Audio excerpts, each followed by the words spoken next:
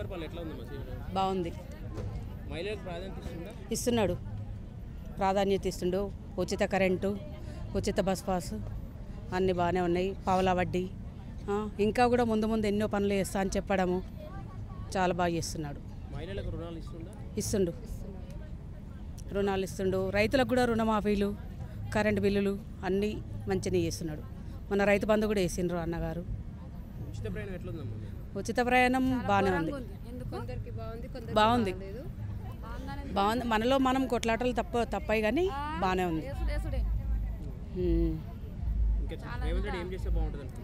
మహిళలకు ఇంకా ఏం చేస్తే బాగుండేదంటే ఈ రుణాలు అనేటివి జర ఇంకా వడ్డీ తగ్గించి ప్రతి 3 నెలలకు ఒకసారి పావుల వడ్డీ లేచి ఇంకా లక్షలల్లో పతాకాలు ఇచ్చి ముందుకొచ్చి ఏదైనా పెట్టించి దానికి వాళ్ళే తీసుకొని గిట్టుబాటు ధరలు మహిళలకు కట్టించి ముందుకు తీసుకుపోయే అవకాశం ఇవ్వాలని అన్నగారిని కోరుకుంటున్నాము.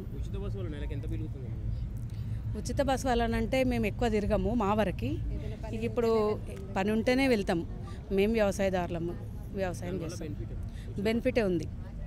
పోయేటప్పుడు ఎప్పుడో వెళ్దామన్నా పిల్లల దగ్గరికి వెళ్ళినా ఊరు వెళ్ళినా ఖర్చుకైతే పైసలు కావాలి కదా, ఆ ఖర్చు అయితే మిగులుతుంది ఎంతో అంత. జనాలు ఓపికతో ఉంటే బాగానే ఉంది. తీసేయడము అంటే సార్ 5 ఏళ్ల పాలనలా నడిపిస్తాడు. తీసేసినా మనం వద్దన్నా నడుస్తూనే ఉంటుంది.